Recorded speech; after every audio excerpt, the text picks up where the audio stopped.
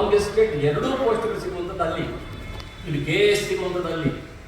ಆ ಪೋಸ್ಟ್ಗಳಲ್ಲಿ ಇದುವರೆಗೂ ಯಾರು ತಗೊಂಡಿದ್ದಾರೆ, ಯಾರು ತಗೊಂಡಿಲ್ಲ, ಬ್ಯಾಕ್ವರ್ಡ್ ಕ್ಲಾಸಸ್ ಅಲ್ಲಿ ಯಾರು ತಗೊಂಡಿದ್ದಾರೆ, ಯಾರು ತಗೊಂಡಿಲ್ಲ. ಬ್ಯಾಕ್ವರ್ಡ್ ಕ್ಲಾಸಸ್ ಅಲ್ಲಿ ಕ್ಯಾಟಗರಿ 1 ಅಲ್ಲಿರುವಂತಹ 95 ಜಾತಿಗಳಲ್ಲಿ ಎಷ್ಟು ಜನ ತಗೊಂಡಿದ್ದಾರೆ, ಕ್ಯಾಟಗರಿ 2A ನಲ್ಲಿರುವಂತಹ ಜಾತಿಗಳಲ್ಲಿ ಎಷ್ಟು ಜನ ತಗೊಂಡಿದ್ದಾರೆ. ಈ ಪ್ರಶ್ನೆಗಳನ್ನ ಇದನ್ನ ನಾವು ಈಗ ಮಾಡ್ತಾ ಇರುವಂತ ಆಯೋಗದ ಮೇಲೆ ಒತ್ತಡ ಹಾಕ್ತಾ ಇದ್ರೆ ಇಡೀ ಎಕ್ಸರ್ಸೈಸ್ ಇಟ್ಸ್ ನಾನ್ ಸೆನ್ಸ್ ಅನ್ಸುತ್ತೆ. ಅದು ಅವಶ್ಯಕತೆ ಇಲ್ಲ ಅಂತ ಅನ್ಸುತ್ತೆ. ಅದನ್ನ ತಗೊಳ್ಳದೆ ಮಾಡಬೇಕು ನನ್ನ ಪ್ರಕಾರ. ಬೇಕಾದ್ರೆ ನೀವು ಅವರೇ ನನ್ನ ಭಾಷಣ ಅಂತ ನೀವು ಬೇಕಾದ್ರೆ ಚರ್ಚೆ ಮಾಡೋದು. ಇದು ಅವರು ಆಲ್ನೂರು ವರದಿ ಕೊಟ್ಟಾಗ ಅವ್ರ ಮೇಲೆ ಒತ್ತಡ ಇರಲಿಲ್ಲ. ದೇವರಾಜ ಅರಸು ಅವರು ಭೂ ಸುಧಾರಣೆ ತಂದಾಗ ಅವ್ರ ಮೇಲೆ ಒತ್ತಡ ಇರಲಿಲ್ಲ. ಅವ್ರು ಯಾಕೆ ತರಕ್ಕೆ ಸಾಧ್ಯ ಆಯಿತು? ಒಬ್ಬ BP ಸಿಂಗು ಹಿಂದುಳಿದವರದವರೇ ಅಲ್ಲ, ಅವರ ಅಧಿಕಾರವನ್ನು ಪಡೆದುಕೊಟ್ಟು ಇದನ್ನ ಮಂಡಲ ಕಮಿಷನ್ ತರಲಿಲ್ವಾ? ಇದು ಯಾಕಾದ್ರೆ ಇವಾಗ ಸಾಧ್ಯ ಆಗಲ್ಲ? ನಮ್ಮ ಕಾಲಘಟ್ಟದಲ್ಲಿ ಯಾಕೆ ಸಾಧ್ಯ ಆಗ್ತಲ್ಲ ಇದು? ಒಬ್ಬ BP ಸಿಂಗ್ ನನ್ನ ಮುಂದುಗಡೆ ದೊಡ್ಡ ಐಕಾನ್ ಆಗಿ ನಿಂತಿದ್ದಾರೆ, ಒಬ್ಬ ದೇವರಾಜ ಸ್ವಲ್ಪ ಐಕಾನ್ ಆಗಿದ್ದಾರೆ. ಅವರಿಬ್ಬರು ಕೂಡ ಬ್ಯಾಕ್ವರ್ಡ್. ಈಗ ನಾವು ಬ್ಯಾಕ್ವರ್ಡ್ ಕ್ಲಾಸಲ್ಲೇ ಇರುವಂಥ ಸಂದರ್ಭದಲ್ಲಿ ನಮಗೆ ಯಾಕೆ ಆಗ್ತಾ ಇಲ್ಲ ಅಂತ ಪ್ರಶ್ನೆ ನಾವು ಬಹಳ ಸೀರಿಯಸ್ ಆಗಿ ಗಂಭೀರವಾಗಿ ತೆಗೆದುಕೋಬೇಕಾದಂಥ ಪ್ರಶ್ನೆ ಅಂತ ನನಗೆ ಅನ್ಸುತ್ತೆ.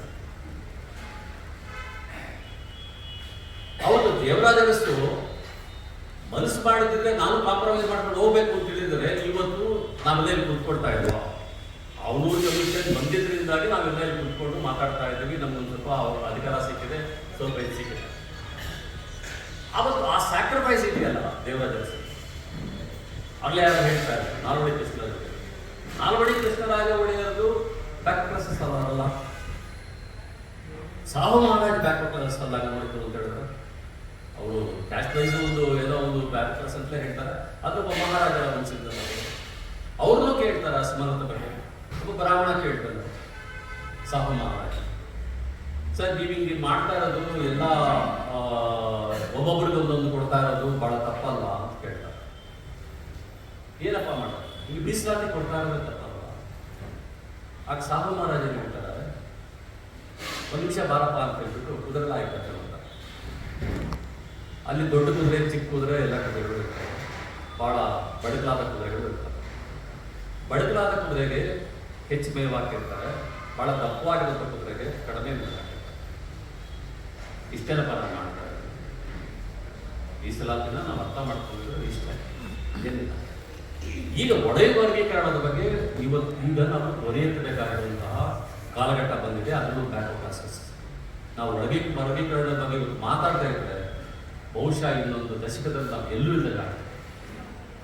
ಪರ್ಟಿಕ್ಯುಲರ್ ಆಗಿ 197 ಕಮ್ಯುನಿಟೀಸ್, ಕ್ಯಾಟಗರಿಯಲ್ಲಿರುವಂತಹ 95 ಜಾತಿಗಳು, ಕ್ಯಾಟಗರಿ 2ನಲ್ಲಿರುವಂತಹ 102 ಜಾತಿಗಳು.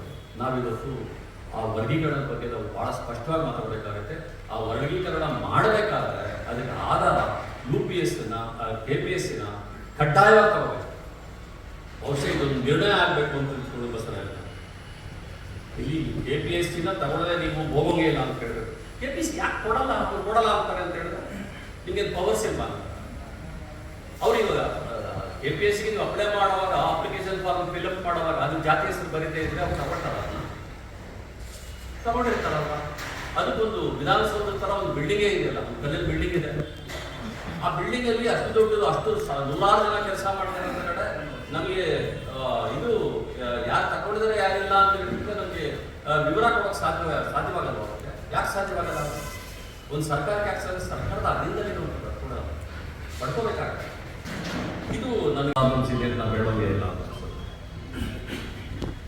ಹಾಗಾಗಿ ಇಲ್ಲಿ ಕೆಲವು ವಿಷಯಗಳನ್ನ ನಿಮ್ಮ ಮುಂದ್ಗಡೆ ನಾನು ಪ್ರೆಸೆಂಟ್ ಮಾಡ್ತೀನಿ, ಮಾಡೋದು ಮಾತಾಡೋಲ್ಲ. ಆಮೇಲೆ ಬೇಕಾದ್ರೆ ಪ್ರಶ್ನೋತ್ತರದಲ್ಲಿ ನಾವು ಪಾಲ್ಗೊಳ್ಬೋದು ಅಂತೇಳಿ ನಾನು ಅಂದ್ಕೊಂಡಿದ್ದೆ. ನನಗೆ ಅರ್ಥ ಆಗದೇ ಇರುವಂಥದ್ದು ಈಗ ಮುಂದಿನ ಜಾತಿಗೆ ನಟಿಕೆಯನ್ನು ಯಾವ ರೀತಿಯಲ್ಲಿ ಅನುಷ್ಠಾನ ತರಬೇಕು ಅನ್ನೋಂಥ ಸಬ್ಜೆಕ್ಟನ್ನು ನಮಗೆ ಕೊಡುವಂಥದ್ದು. ನಾನು ನಿಮ್ಮನ್ನು ಕೇಳಿರುವಂಥದ್ದು, ಹಿಂದುಗಡೆ ಯಾವ ಆಯೋಗದ ಗಣತಿನ ಜಾರಿಗೆ ತಂದಿದ್ದೀರ? ಬಹುಶಃ ದೇವರಾಜರ ಸರ್ಕಾರದಲ್ಲಿ ಹಾವನೂರು ವರದಿಯನ್ನ ಜಾರಿಗೆ ತಂದಿದ್ದನ್ನು ಹೊರತುಪಡಿಸಿದರೆ ಇನ್ನು ಯಾವ ಜಾತಿ ಜನಗಣತಿಯನ್ನು ಕೂಡ ಪರಿಪೂರ್ಣವಾಗಿ ನಾವು ತಂದೇ ಇಲ್ಲ. ಯೋಚನೆ ಮಾಡಿ ನೋಡಿದೆ. ಅದು ಜಸ್ಟಿಸ್ ಚಿದಂಬರಡಿ ವರದಿ ಇರ್ಬೋದು, ವೆಂಕಟಸ್ವಾಮಿ ಅವರ ವರದಿ ಇರ್ಬೋದು, ಇದು ಯಾವ ವರದಿಗಳನ್ನಾದರೂ ನಾವು ಸಂಪೂರ್ಣವಾಗಿ ಜಾರಿಗೆ ತಂದಿದ್ದಿಲ್ಲ. ಆಯಾ ಸರ್ಕಾರಗಳು ಆಯಾ ಕಾಲಘಟ್ಟದಲ್ಲಿ ತಮಗೆ ಈಗ ಅನುಕೂಲ ಬೇಕು ಅದು ಮಾಡಿಕೊಂಡಿದ್ದಾರೆ. ಯಾವುದಾದ್ರೂ ಆಯೋಗ ಒಕ್ಕಲಿಗರನ್ನ ಲಿಂಗಾಯತರನ್ನ ನಾವು ಹಿಂದುಳಿದ ವರ್ಗ ಅಂತ ಹೇಳ್ಬಿಟ್ಟು ಎಲ್ಲಾದರೂ ರೆಕಮೆಂಡೇಶನ್ ಮಾಡಿದ್ರೆ ದಯವಿಟ್ಟು ಯಾರಾದ್ರೂ ಹೇಳಿ, ಯಾವ್ದಾದ್ರೂ ಒಂದು. ಆದರೆ ಇವತ್ತರೆಗೂ ಕೂಡ 9% ಮೀಸಲಾತಿನ ಸಮುದಾಯಗಳು ಕೂಡ ಎಂಜಾಯ್ ಮಾಡ್ತಾರೆ. ಅಷ್ಟು ಎಂಜಾಯ್ ಮಾಡ್ತಿರೋದು ಅಷ್ಟೇ ಅಲ್ಲ, ಅವರು ಇಡೀ ಹಿಂದುಳಿದ ವರ್ಗದ ರಾಜಕಾರಣವನ್ನು ನಿಯಂತ್ರಿಸ್ತಾರೆ. ಆ ನಿಯಂತ್ರಣಕ್ಕೆ ಇನ್ನೂ ಒಂದು ಆಡ್ ಆಗಿರೋದೇನು ಅಂತಂದ್ರೆ, ಹಿಂದುಳಿದ ವರ್ಗದ ಆಯೋಗದಲ್ಲೇ ಅವರಿಗೆ ಅವಕಾಶವನ್ನು ಕೊಡ್ತಿದ್ದಾರೆ. 2 ಮೆಂಬರ್ಸ್ನ ಅವಕಾಶ ಕೊಡ್ತಿದ್ದಾರೆ. ಇನ್ನು ಮುಂದಕ್ಕೆ ಅದು ಪರ್ಮನೆಂಟ್ ಆಗುತ್ತೆ. ಯಾಕಂದರೆ ಅದು ಪ್ರೆಸಿಡೆಂಟ್ ಮುಂದಕ್ಕೆ 2 ದೊಡ್ಡ ಜಾತಿಗೆ ಕೊಡಲೇಬೇಕು ಅಂತ. ಇಂಥ ಸಂದರ್ಭದಲ್ಲಿರುವಾಗ ಅಲ್ಲಿ ಯಾವುದಾದ್ರೂ ಒಂದು ಜಾತಿ ಗಣತಿನ ಅನುಷ್ಠಾನಕ್ಕೆ ತರಲಿಕ್ಕೆ ಬಿಡ್ತಾರ ಅನ್ನುವಂಥ ಪ್ರಶ್ನೆ ನಮಗೆ. ಆ್ಯಕ್ಚುಲಿ ನಾನೇನಾದರೂ ಆಯೋಗದ ಅಧ್ಯಕ್ಷನಾಗಿ ಈಗಿದ್ದಿದ್ರೆ ಆ 2 ಸಮುದಾಯಗಳನ್ನು ಕೂಡ ಹೊರತುಪಡಿಸಬೇಕು ಅಂತ ನಾನು ಅವಶ್ಯ ಬರಸ್ ಮಾಡ್ತಾ ಇದ್ದೆ. ನನ್ನ ಮೇಲೆ ಏನಂದ್ಕೊಂಡು ಚಿಂತೆ. ಯಾಕೆಂತ ಕೇಳಿದ್ರೆ ನಾವು ಆಲೋಚನೆ ಮಾಡಬೇಕಾಗಿರೋದು, ನಾವು ಯೋಚನೆ ಮಾಡಬೇಕಾಗಿರೋದು ಜನಸಂಖ್ಯೆಯ ಆಧಾರದ ಮೇಲೆ ನಾವು ಮೀಸಲಾತಿ ಕೊಡಬೇಕಾ ಅಥವಾ ಪ್ರಾತಿನಿಧ್ಯದ ಆಧಾರದ ಮೇಲೆ ಮೀಸಲಾತಿ ಕೊಡಬೇಕಾ ಅನ್ನೋಂಥದ್ದು ನನ್ನ ಮುಂದೆ ಇರುವಂಥ ಪ್ರಶ್ನೆ. ನೀವು ಮೀಸಲಾತಿ ಈಗ ನಾಗಮೋಹನ್ ದಾಸ್ ವರದಿ ಮೀಸಲಾತಿ ಕೊಡುವಾಗ ಏನು ಮಾಡಿದ್ವಿ, ಹಿಂದೆ ಇದ್ದ ಪಟ್ಟಿಯಲ್ಲಿ ಇದ್ದಂತಹ ಜಾತಿಗಳಿಗೆ ಮೀಸಲಾತಿ ಹೆಚ್ಚು ಕಡಿಮೆ ಆಗಿದೆ. ಕೆಲವು ಜಾತಿಗಳು ಹೆಚ್ಚು ಪಡ್ತಾರೆ, ಕೆಲವು ಜಾತಿಗಳು ಕಡಿಮೆ ಪಡ್ತಿದ್ದಾರೆ. ಅದಕ್ಕೋಸ್ಕರ ಒಳ ಮೀಸಲಾತಿ ಕೊಡಬೇಕು ಅಂತ ಹೊರಟಿದ್ರು, ಹೌದಾ? ಆದರೆ ಇಲ್ಲಿ ಏನಾಯಿತು, ನಾಗಮೋಹನ್ ದಾಸ್ ವರದಿಯಲ್ಲಿ ಬಹಳ ಕ್ಲಿಯರ್ ಆಗಿ ಹೇಳಿದ್ದಾರೆ ಯಾರು ಎಸ್ ತಗೊಂಡಿದ್ದಾರೆ, ಯಾರು ಎಸ್ ತಗೊಂಡಿಲ್ಲ ಅನ್ನೋದನ್ನ ಕ್ಲಿಯರ್ ಆಗಿ ಅವರು ಡಾಕ್ಯುಮೆಂಟ್ ಅದನ್ನು ವಿವರಿಸ್ಕೊಂಡು ಹೋಗಿದ್ದಾರೆ. ಅವರೆಲ್ಲ ವಿವರಗಳನ್ನು ಕೂಡ ಕೊಟ್ಟಿದ್ದಾರೆ. ಆದರೆ ಕೊಡೋವಾಗ ಯಾರಕ್ಕೆ ಕೊಟ್ಟಿದ್ದಾರೆ, ಅದು ಕೊಡೋವಾಗ ಯಾರಕ್ಕೆ ಕೊಟ್ಟಿದೆ ಅನ್ನೋದು ಬಹಳ ಇಂಪಾರ್ಟೆಂಟ್. ಯಾಕೆ ಅಂತ ಕೇಳಿದ್ರೆ ಅಲ್ಲಿ ಬಲಿಷ್ಠ ಜಾತಿಗಳ ಒತ್ತಡಕ್ಕೆ ಮಣಿದು ಕೊಟ್ಟಿದ್ದು ಅಂತ ಬಹಳ ಓಪನ್ ಆಗಿ ಕಾಣಿಸುತ್ತೆ. ಅದಕ್ಕೆ ಕಾರಣ ಏನು ಅಂತ ಹೇಳಿದ್ರೆ ನಮ್ಗೆ ಖಂಡಿತ ಕಾಣಿಸೋದು ಯಾಕೆ ಅಂತ ಕೇಳಿದ್ರೆ, ದಿಕ್ಕೇ ಇಲ್ಲದಂತಹ ಅಲೆಮಾರಿಗಳಿಗೆ 1% ಕೊಟ್ಟಿದ್ದನ್ನು ಕೂಡ ಈಗ ಈ ಸರ್ಕಾರ ಅದಕ್ಕೆ ಕಿತ್ಕೊಂಡಿದೆ. ಆ 1% ತಗೊಂಡು ಇವತ್ತು ಸ್ಪೃಶ್ಯ ಜಾತಿಗಳಿಗೆ ನಾವು ಹೆಟ್ರೋಜಿನಿಯಸ್ ಮತ್ತು ಹೋಮೋಜಿನಿಯಸ್ ಕ್ಲಾಸಿಫಿಕೇಶನ್ ಬಗ್ಗೆ ಮಾತಾಡ್ತಾರೆ. ಯಾವ ರೀತಿಯಲ್ಲಿ ಒಂದು ಅಸ್ಪೃಶ್ಯ ಜಾತಿಯ ದಾಖಲೆಯನ್ನು ನೀವು ಸ್ಪೃಶ್ಯ ಜಾತಿಯೊಳಗೆ ಹಾಕ್ತೀರಿ? ಯಾವ ರೀತಿಯಲ್ಲಿ ಒಬ್ಬ ಅಸ್ಪೃಶ್ಯ ಜಾತಿಯ ಸಿಂಧೋಳು, ದುರ್ಗಾಮುರ್ಗಿ ಆ ಸಮುದಾಯಗಳನ್ನ ಯಾವ ರೀತಿ ಸ್ಪೃಶ್ಯ ಜಾತಿಗಳಲ್ಲಿ ಮಾಡ್ತೀವಿ? ಅಲ್ಲಿ ಹೋಮೋಜಿನಿಯಸ್ಸು ಹೆಟ್ರೋಜಿನಿಯಸ್ ಅಂತಹ ಪ್ರಶ್ನೆಗಳು ಹೇಳಲ್ವ? ಅಲ್ಲಿ ಹೋಮೋಜಿನಿಯಸ್ ಹೆಂಗೆ ಅದನ್ನು ತೀರ್ಮಾನ ಮಾಡ್ತೀವಿ? ನಮ್ಮ ಕೋರ್ಟ್ಗಳು ಏನು ಹೇಳಿದ್ದಾರೆ, ಈಗ ನೀವು ಮಾಡಿರೋದು ಏನು ಅನ್ನೋದನ್ನ ನಾನು ಯೋಚನೆ ಮಾಡಬೇಕು. ನಾಳೆ ಏನಾದರೂ ಈ ವರದಿ ವರದಿ ಆಗುತ್ತೆ ಆಗಲ್ಲ ಅನ್ನೋದು ನನಗೆ ನಂಬಿಕೆನೇ ಇಲ್ಲ. ಯಾಕಂತ ಕೇಳಿದ್ರೆ ಕಾಂತರಾಜ್ ವರದಿಗೋಸ್ಕರ ನಾವು ತೋರ್ಸೋಕ್ಕಾಗಲ್ಲ. ಅದು ಕಾಂತರಾಜ್ ವರದಿ ಇದೆಯೋ ಇಲ್ಲ ನನಗೆ ಇವತ್ತು ಗೊತ್ತಿಲ್ಲ. ಕಾಂತರಾಜ್ ಆಯೋಗದ ವರದಿಯನ್ನು ಬಹಳ ಕಷ್ಟಪಟ್ಟು ನಮ್ಮ ಲಿಂಗಪ್ಪನವ್ರು ಬರೆದರು. ಆದರೆ ಅದು ಪ್ರಕಟಣೆ ಆಗಲಿಲ್ಲ. ಕಾಂತರಾಜು 2 ಟರ್ಮ್ ಇದ್ರೂ ಕೂಡ ಆ ವರದಿನೇ ಕೊಡದವ್ರು ನಾವು ಪ್ರಶ್ನೆ ಮಾಡಿಲ್ಲ, ಯಾಕೆ ಕಾಂತರಾಜ್ ಅವರು ವರದಿ ಕೊಡಲಿಲ್ಲ ಅಂತ ಪ್ರಶ್ನೆ ಮಾಡಿಲ್ಲ. ಅದನ್ನು ಜಯಪ್ರಕಾಶ್ ಹೆಗಡೆ ಕೊಟ್ಟರು. ಜಯಪ್ರಕಾಶ್ ಹೆಗಡೆ ಕೊಟ್ಟಾಗ ಅದರಲ್ಲಿರುವಂತಹ ಕಾಂತರಾಜ್ ಏನೇನು ಬರೆದಿದ್ರು, ಜಯಪ್ರಕಾಶ್ ಹೆಗಡೆ ಅದು ಏನೇನು ಇಟ್ಕೊಂಡ್ರು, ಏನೇನು ಬಿಟ್ಟರು, ಜಯಪ್ರಕಾಶ್ ಹೆಗಡೆ ಯಾವ ಆಧಾರ ಮೇಲೆ ಕೊಟ್ಟರು ನಮಗೆ ಏನೂ ಗೊತ್ತಿಲ್ಲ. ನಾವು ಆ ವರದಿನ ಈಗ ಜಾರಿಗೆ ತನ್ನಿ ಕೇಳ್ತಾ ಇದ್ದೀವಿ. ಜಾರಿಗೆ ತರುವಂಥ ಸಂದರ್ಭ ಬಂದಿದ್ದು ಅಂತ ಹೇಳಿದ್ರೆ ನಮಗೆ ಅನೇಕ ಪ್ರಶ್ನೆಗಳು ನಮ್ಮ ಕಡೆ ಬರ್ತಾ ಇದೆ. ಯಾವ ರೀತಿ ನೀವು ಒಂದು ಬಹಳ ಬಲಿಷ್ಠವಾದಂಥ ಸಮುದಾಯವನ್ನು ಅಲೆಮಾರಿಗಳ ಜೊತೆ ಒಂದು ಬೀನಲ್ಲಿ ಹಾಕ್ತೀರಾ? ಈ ಪ್ರಶ್ನೆಗಳನ್ನು ಕೇಳ್ಕೊಂಡಿಲ್ಲ ನಾವು. ಅಲ್ಲಿರುವಂಥ ದೇವದಾಸಿಯರ ಜೊತೆ ಯಾಕೆ ಒಂದು ಬಲಿಷ್ಠ ಸಮುದಾಯವನ್ನು ಹಾಕ್ತೀರಾ?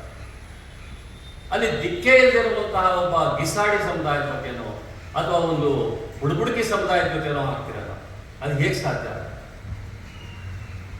ಈ ಪ್ರಶ್ನೆಗಳನ್ನು ನಾವು ಕೇಳ್ಕೊಳ್ದೇ ಇದ್ರೆ ಮುಂದಿನ ಸಮೀಕ್ಷೆಯಲ್ಲಿ ಬರುವಂತಹ ರಿಸಲ್ಟ್ಸ್ ಇಟ್ಕೊಂಡು ನಾವು ಏನು ಮಾಡಬೇಕಾಗಿ ಏನಾದರೂ ಮಾಡ್ಲಿಕ್ಕೆ ಸಾಧ್ಯವಾಗುತ್ತಾ ಅಂತ ಒಂದು ಸಣ್ಣ ನಂಬಿಕೆ ಅದನ್ನು ಬರುತ್ತಾ.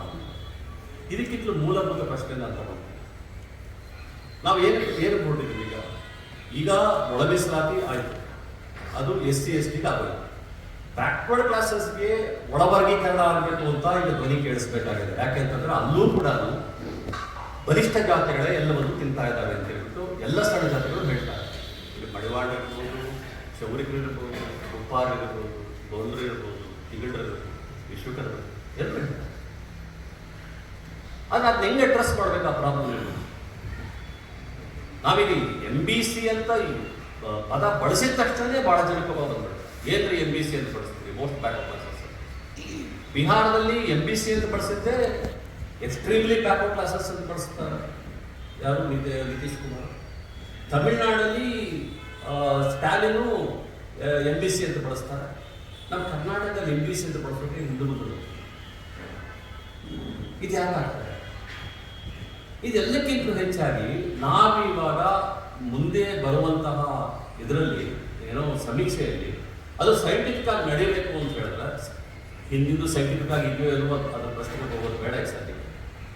ನಾನು ಕೇಳುವಂಥ ಮೂಲಭೂತ ಪ್ರಶ್ನೆ, ನೀವು ಯಾಕೆ KPSCಯಿಂದ ಸೆಕೆಂಡರಿ ಸೋರ್ಸ್ ಆಫ್ ಇನ್ಫಾರ್ಮೇಶನ್ ತಗೊಂಡಿಲ್ಲ? ದ್ವಿತೀಯ ಮೂಲದ ಮಾಹಿತಿಯನ್ನ KPSCಯಿಂದ ಯಾಕೆ ತಗೊಂಡಿಲ್ಲ? 1951ರಲ್ಲಿ KPSC ಫಾರ್ಮೇಷನ್ ಆಗುತ್ತೆ. ಇವತ್ತಿಗೂ ಕೂಡ ಗೆಜೆಟೆಡ್ ಪೋಸ್ಟ್ಸ್, ಲಕ್ಷಾಂತರ ಗೆಜೆಟೆಡ್ ಪೋಸ್ಟ್ ಕೊಟ್ಟಿದ್ದಾರೆ. ಆ ಪೋಸ್ಟ್ಗಳನ್ನ ಯಾರ್ಯಾರು ಹಂಚಿದ್ದಾರೆ 5 ವರ್ಷಗಳು ಅಂತ ಯಾಕೆ ಪ್ರಶ್ನೆಗಳನ್ನು ನಾವು ಕೇಳ್ಕೊಳ್ತಾರೆ. ಆ ಲಕ್ಷಾಂತರ ಪೋಸ್ಟ್ಗಳು ನೀವು ಯಾರು ಹಂಚಿದಾರೆ ಅಂತ ಗೊತ್ತಿಲ್ಲ ಅಂತಂದ್ಮೇಲೆ ನೀವು ಮೀಸಲಾತಿ ಹೆಂಗೆ ಕೊಡ್ತೀರಾ? ಯಾವ ಆಧಾರದ ಮೇಲೆ ಕೊಡ್ತೀರಾ? ನಿಮಗೆ ತಗೊಳ್ಳೋದಕ್ಕೆ ಏನು ಕಷ್ಟ ಆಗಿದೆಯಾ ಅಥವಾ ಏನಾದರೂ ಅದು ಕೂಡ ಒಂದು ಷಡ್ಯಂತ್ರ ಅಲ್ಲ? ತಗೊಳ್ಳದೇ ಇರೋದಕ್ಕೂ ಒಂದು ಷಡ್ಯಂತ್ರ ಅಲ್ಲ? ಅಥವಾ ಅಲ್ಲೂ ಕೂಡ ಬಲಿಷ್ಠ ಜಾತಿಗಳು ಕೆಲಸ ಮಾಡ್ತಾ ಇಲ್ವಾ ತಗೊಳ್ಳದೇ ಇರೋದಕ್ಕೆ? ಈ ಪ್ರಶ್ನೆಗಳನ್ನು ನಾವು ಇವತ್ತು ಮುಂದಿಟ್ಕೊಂಡು ನಾವು ಮಾತಾಡಬೇಕಾಗುತ್ತೆ. ಯಾಕಂತ ಹೇಳಿದ್ರೆ ಇಲ್ಲಿ ನೀವು